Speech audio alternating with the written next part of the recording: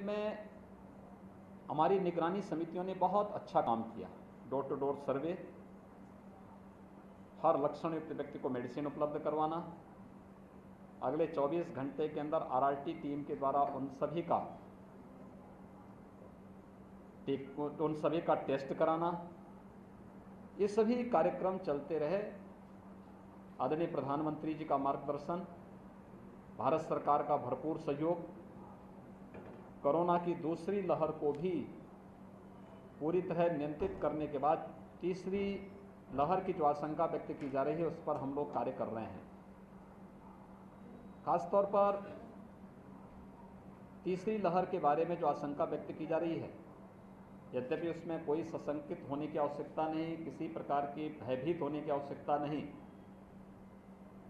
लेकिन सतर्कता और सावधानी आवश्यक है। क्योंकि जिस समय तीसरी लहर के बारे में आशंका व्यक्त की जा रही है वह समय तमाम प्रकार की उन विषाणुजनित बीमारियों के प्रति भी अत्यंत संवेदनशील समय होता है। जब मलेरिया है, डेंगू, कालाजार, चिकनगुनिया, इंसेफ्लाइटिस, तमाम प्रकार की बीमारियां आती हैं और ये सभी क्षेत्र उसके प्रति कहीं ना कहीं संवेदनशील रहते हैं। राज्य सरकार ने अभी से इसकी तैयारी प्रारंभ कर दी है। स्वच्छता, सैनिटाइजेशन, फॉगिंग, शुद्ध पेयजल की आपूर्ति की कार्रवाई हो या फिर अभिभावक स्पेशल बूथ के माध्यम से हर जनपद में अभिभावकों को 12 वर्ष से छोटी उम्र के जितने भी बच्चे हैं उनके अभिभावकों को प्राथमिकता के आधार पर वैक्सीन उपलब्ध करवाना और वैक्सीन से उन्हें कोरोना का सुरक्षा कवच उपलब्ध कराना, यह कार्य भी प्रदेश के अंदर युद्ध स्तर पर चल रहा है और हम लोगों ने इसके लिए अभिभावक स्पेशल बूथ हर एक जनपद में स्थापित किए हैं। बलिया जनपद में भी सफलतापूर्वक आगे बढ़ रहा है। पीडियाट्रिक आईसीयू के निर्माण की कार्रवाई भी हमारी हर जनपद में प्रारंभ हुई है। जहां मेडिकल कॉलेजेज हैं, मेडिकल कॉलेजेज में 100 बेड्स के हमारे पीआईसीयू बन रहे हैं। डिस्ट्रिक्ट हॉस्पिटल में 25 से 30 बेड्स के हम लोगों ने पीको के निर्माण की कार्रवाई की है। कुछ सीएससीज को भी हम इसके साथ जोड़ रहे हैं जहां मिनी पीको के निर्माण की कार्रवाई युद्ध स्तर पर चल रही है। और भी इसके लिए जो भी सावधानी होगी उन सबको करने के साथ ही बच्चों की संभावित खतरों को देखते हुए, वो वायरल फीवर हो, मलेरिया, डेंगू, कालाजार, चिकनगुनिया या फिर कोरोना ही क्यों ना हो, एक व्यवस्था बनाई जा रही है कि अभी से हम जैसे सेकेंड वेव में निगरानी समितियों के माध्यम से और आरआरटी के माध्यम से हम लोगों ने मेडिसिन किट वितरित किए थे, ऐसे ही इसमें भी हम लोगों ने एक प्रयास प्रारंभ किया है कि 26 जून के बाद व्यापक पैमाने पर निगरानी समितियां जनप्रतिनिधियों के मार्गदर्शन में हर विधानसभा क्षेत्र में विशेष अभियान प्रारंभ करेंगे। अभी से पर्याप्त मात्रा में दवा हर एक जनपद में भेजी गई। इसमें 4 हमने श्रेणियां तय की हैं: 0 से 1 वर्ष की उम्र, 1 से 5 वर्ष का उम्र, 5 से 12 वर्ष की उम्र के बच्चे और 12 से लेकर के 18 वर्ष के युवाओं को भी इसके साथ जोड़ा है। 4 प्रकार के पैकेट हर एक जनपद में पर्याप्त मात्रा में भेजे जा रहे हैं।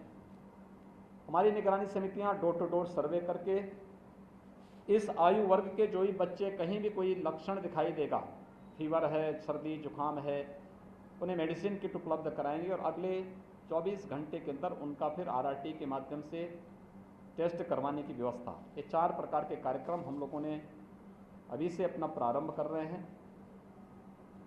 वैक्सीनेशन का कार्यक्रम सफलतापूर्वक चल रहा है। वैक्सीनेशन के कार्यक्रम में पूरे प्रदेश में अब तक हम लोग 2,46,00,000 से अधिक लोगों को वैक्सीन उपलब्ध करा चुके हैं। 18 से 44 वर्ष की आयु वर्ग के 53 लाख से अधिक लोगों ने अभी तक उत्तर प्रदेश में वैक्सीन लिया है और बलिया जनपद में भी 2,64,000 से अधिक लोगों ने वैक्सीन लिया है। वैक्सीन की प्रक्रिया को तेज करने की कार्रवाई हो रही है और 21 जून से भारत सरकार ने 18 साल से 44 वर्ष की उम्र के लोगों को भी 45 वर्ष से ऊपर के लोगों को पहले से ही फ्री में वैक्सीन भारत सरकार दे रही थी, लेकिन हम लोगों ने एक प्रयास प्रारंभ किया है। भारत सरकार ने 18 से 44 राज्यों के ऊपर सौंपा था। राज्य ने 1 मई से अपने यहाँ वैक्सीनेशन प्रारंभ भी कर दिया था, लेकिन अब वैक्सीन की पर्याप्त मात्रा में उपलब्धता और ये फ्री में वैक्सीन भारत सरकार देगी, इसलिए वैक्सीनेशन की गति को और तेज बनाने की कार्रवाई। अभी हम 4 लाख वैक्सीन प्रतिदिन दे रहे हैं। 21 जून के बाद हम इसे 6 लाख प्रतिदिन करने की ओर बढ़ रहे हैं और जुलाई प्रथम सप्ताह में हमारा प्रयास है कि प्रथम सप्ताह से ही हम लोग 10 से 12 लाख वैक्सीन प्रतिदिन प्रदेश के अंदर उपलब्ध करवाने का कार्य करेंगे। मुझे प्रसन्नता है कि बलिया ने वैक्सीनेशन के इस कार्यक्रम में वेस्टेज को न्यूनतम रखने का प्रयास किया है और मुझे लगता है इसको और भी अच्छे ढंग से आगे बढ़ाया जा सकता है। सेकेंड वेव में एक जो समस्या हमारे सामने आई थी वह थी ऑक्सीजन की आपूर्ति को लेकर के। भारत सरकार के सहयोग से राज्य सरकार ने अपने स्तर से भी, माननीय जनप्रतिनिधियों ने भी इसमें सहयोग किया है। बलिया के अंदर एक ऑक्सीजन प्लांट बनकर के तैयार हो चुका है और चालू भी हो चुका है। 6 नए प्रस्तावित हैं।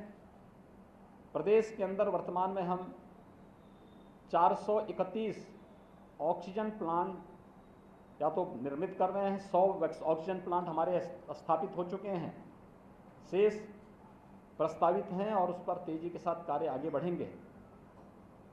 उत्तर प्रदेश देश के अंदर सर्वाधिक टेस्ट करने वाला राज्य है।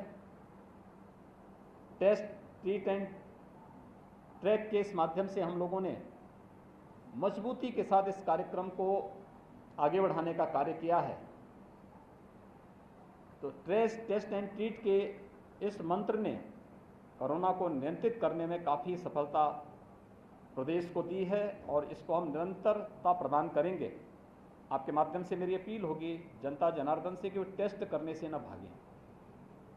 निगरानी समिति आती है, टेस्ट जरूर करवाएं, मास्क का इस्तेमाल भी जरूर करें, भीड़ भाड़ वाले स्थानों में जाने से बचें और मेरी अपील होगी कि वैक्सीन अपनी पारी आने पर जरूर लगाएं। हमारा प्रयास है कि गांव-गांव में हम वैक्सीनेशन के सेंटर स्थापित करें। गांव के पंचायत भवन में, गांव के विद्यालय में, अगर पंचायत भवन में ही कॉमन सर्विस सेंटर चल रहा है तो ये बहुत अच्छी बात है, लेकिन हम गांव-गांव तक पहुंचने का कार्य अगले महीने से प्रारंभ करने जा रहे हैं। तो वैक्सीन अपनी पारी आने पर जरूर लगाएं। हम सब आभारी हैं प्रधानमंत्री मोदी जी के, जिनके प्रयास से कोरोना को देश के यानी दुनिया के अंदर पॉजिटिविटी रेट में अगर आप देखेंगे भारत का रिजल्ट बेहतर है और मृत्यु दर को भी देखेंगे तो दुनिया के तमाम विकसित देशों की तुलना में भारत ने काफ़ी हद तक इसको नियंत्रित करने में सफलता प्राप्त की है।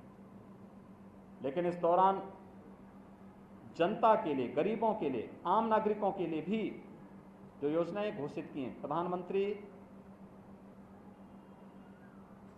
गरीब कल्याण पैकेज के अंतर्गत अन्न योजना वितरित करने की व्यवस्था, मई से लेकर के दीपावली तक प्रत्येक जरूरतमंद व्यक्ति को खाद्यान्न की व्यवस्था, पर्याप्त मात्रा में खाद्यान्न व्यवस्था ये प्रारंभ हो चुका है। पर यूनिट 5 किलो चावल या गेहूं हर जरूरतमंद व्यक्ति को, राशन कार्ड धारक को भारत सरकार निःशुल्क उपलब्ध करा रही है। प्रदेश में 15 करोड़ लोग प्रति माह इस योजना से लाभान्वित हो रहे हैं। राज्य सरकार भी अपने स्तर पर 3 महीनों के लिए, जून, जुलाई और अगस्त में इस कार्यक्रम को, निःशुल्क खाद्यान्न के कार्यक्रम को अपने स्तर पर दे रही है। यानी 3 महीने मई, जून, जुलाई और अगस्त में प्रत्येक व्यक्ति को 2-2 बार निःशुल्क खाद्यान्न की सुविधा का लाभ प्राप्त होगा। हर जरूरतमंद इस संकट के समय में सरकार के सहारा की अपेक्षा रखता था। राज्य सरकार ने व्यवस्था की है। उस वर्ग को जो डेली कमाने खाने वाला है, लेबर क्लास है, स्ट्रीट वेंडर है, कुली है, या गांव में वह व्यक्ति जो अपनी नित्य प्रति के कार्यों के लिए समाज पे निर्भर रहता था, उन्हें भरण पोषण भत्ता देने की कार्रवाई भी अभी हमने विगत दिनों जितने भी प्रदेश के अंदर रजिस्टर्ड श्रमिक थे, ऐसे 23 लाख लोगों को भरण पोषण भत्ता की पहली किस्त उन्हें उपलब्ध कराई है।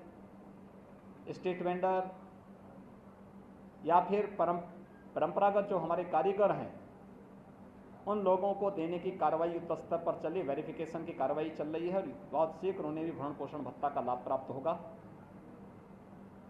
बलिया के अंदर स्वास्थ्य सुविधाएं और बेहतर हों, इसके लिए कुछ प्रस्ताव हम लोगों ने यहाँ जनप्रतिनिधियों ने मुझे उपलब्ध करवाए हैं। देखिए, एक चीज़ जिसके बारे में बहुत भ्रांतियां पैदा करने का प्रयास हो रहा है, वह है गेहूं क्रय केंद्रों के बारे में। अगर आप बलिया के अंदर देखेंगे तो कोरोना की सेकेंड वेव में विगत वर्ष की तुलना में, यानी जो आज एक किसानों से सीधे गेहूं क्रय केंद्र के माध्यम से क्रय करने और डीबीटी के माध्यम से उन्हें धनराशि उपलब्ध कराने की जो कार्रवाई चल रही है, हमने 2017 में प्रारंभ की थी। 2016 की अगर मैं बात करूं, 2016 में केवल 7 लाख मीट्रिक टन गेहूं का क्रय हुआ था। हम लोगों ने कल तक 54 लाख मीट्रिक टन गेहूं का क्रय सीधे किसानों से किया है।